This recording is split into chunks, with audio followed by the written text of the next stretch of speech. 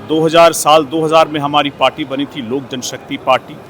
तब से लेकर के आज तक जनता दल यूनाइटेड के साथ हमारी पार्टी कभी बिहार विधानसभा के चुनावों में नहीं गई है और 2020 में 137 सीटों पर हम लोग चुनाव लड़े थे।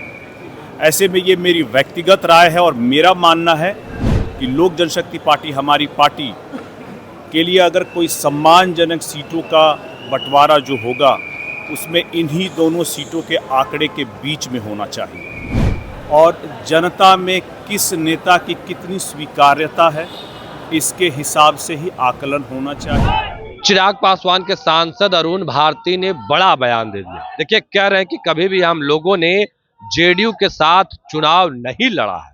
जब सीट को लेकर सवाल किया गया तो कह रहे हैं कि 133 से लेकर 43 सीट के बीच में चाहिए। देखिए किस तरीके से अरुण भारती ने तमाम चीजों को लेकर अपनी बातों को रखा है। क्या कुछ करे, सबसे पहले हम आपको वो पूरा बयान सुनाते हैं। एनडीए की बैठकें हो रही है और सीट बंटवारा को लेकर के क्या हुआ? आपने बताया था कि बैठकें होंगी, बहुत जल्द सम्मानजनक सीट की उम्मीद है, क्या कहते हैं? देखिए, बातचीत चल रही है और बातचीत पूरी होने दीजिए। जब सहमति पांचों घटक दलों में एनडीए की हो जाएगी, बातचीत पूरी हो जाएगी, फैसला हो जाएगा तो आपको भी इसकी सूचना दे दी जाएगी। क्या लगता है, सम्मानजनक सीट मिलने की उम्मीद है इस बार आप? देखिए, अगर आप मेरी व्यक्तिगत राय लेंगे तो मैं ये कहूँगा कि हमारी पार्टी जब से बनी है, जब हमारे संस्थापक हमारे बीच में मौजूद थे, 2000 में हमारी पार्टी बनी थी लोक जनशक्ति पार्टी। तब से लेकर के आज तक जनता दल यूनाइटेड के साथ हमारी पार्टी कभी बिहार विधानसभा के चुनावों में नहीं गई है। हम लोग 2015 में एनडीए के घटक दल के तौर पर लगभग 43 सीटों पर चुनाव लड़े थे और 2020 में 137 सीटों पर हम लोग चुनाव लड़े थे। ऐसे में ये मेरी व्यक्तिगत राय है और मेरा मानना है कि लोक जनशक्ति पार्टी हमारी पार्टी के लिए अगर कोई सम्मानजनक सीटों का बंटवारा जो होगा उसमें इन्हीं दोनों सीटों के आंकड़े के बीच में होना चाहिए। जिस तरह से जीतन राम मांझी 40 सीटों की मांग कर रहे हैं, उपेंद्र कुशवाहा भी हैं, आप लोग भी हैं, तो कैसे इसको सम्मानजनक सीट की बात बन पाएगी? ऐसे में हर दल अपनी ताकत के हिसाब से, अपनी ज़मीनी पकड़ के हिसाब से, अपने स्ट्राइक रेट के हिसाब से और जनता में किस नेता की कितनी स्वीकार्यता है इसके हिसाब से ही आकलन होना चाहिए।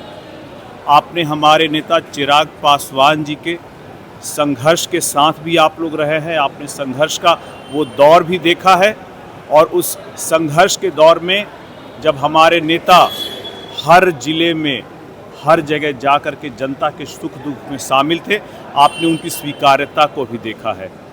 हम अगर कोई जो सीटों की हमारी बात चल रही है, इन सारी बातों को हम लोगों ने घटक दलों को भी बताया है। जिसकी जितनी संख्या भारी होगी, जिसकी जितनी मजबूती होगी, उसकी उतनी दावेदारी होगी।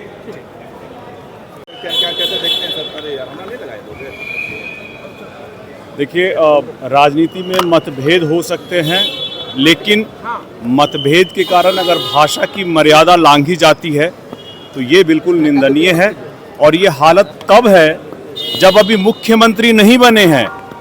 जब मुख्यमंत्री बन जाएंगे, सरकार आ जाएगी, तब ये लोग क्या करेंगे? आप याद कीजिए कि इनका इतिहास और संस्कृति ही यही रहा है। लोकसभा चुनाव 2024 में भी जमुई में एक मंच पर, जहां पर खुद तेजस्वी जी मौजूद थे, उनकी महिला उम्मीदवार मौजूद थी और उस वक्त इन्होंने हमारे नेता चिराग पासवान जी की माता जी के लिए, चिराग जी के लिए अपशब्द कहे थे। ये इनकी संस्कृति का हिस्सा रहा है और ये कितना भी नैरेटिव चला लें, कितना भी जनता के हक की बात करें, अंत में ये सत्ता में आकर के जनता के हक का हनन ही करेंगे और कुछ नहीं करेंगे।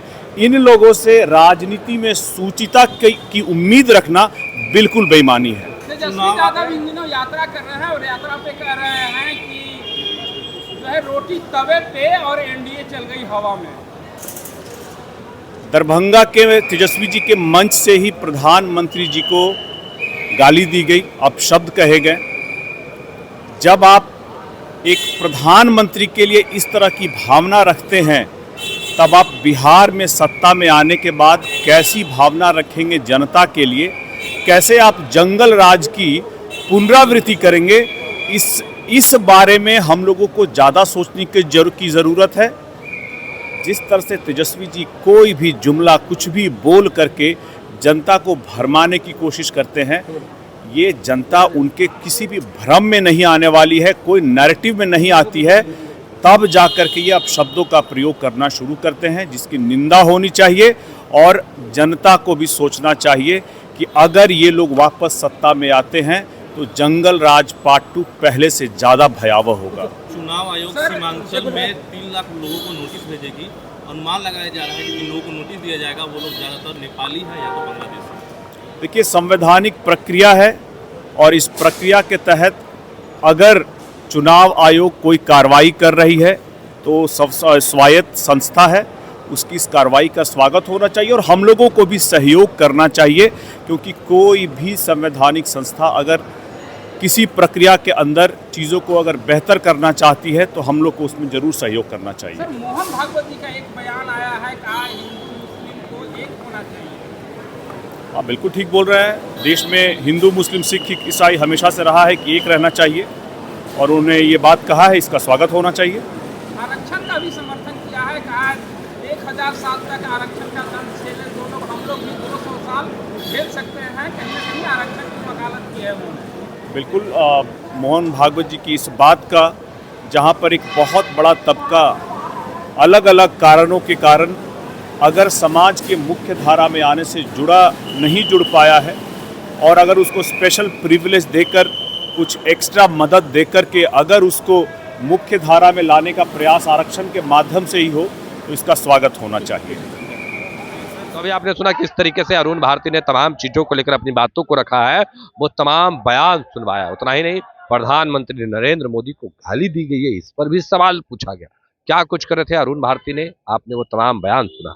फिलहाल के लिए इतना ही, आप बने रहे फर्स्ट क्लास झारखंड के साथ। धन्यवाद। गोल, जहां 27 वर्षों के सफर में 17,000 से भी अधिक छात्रों ने डॉक्टर एवं इंजीनियर बनकर भरे सफलता की ऊंची उड़ान, जहां साधारण छात्र भी बिहार टॉपर्स बनकर बना रहे इतिहास।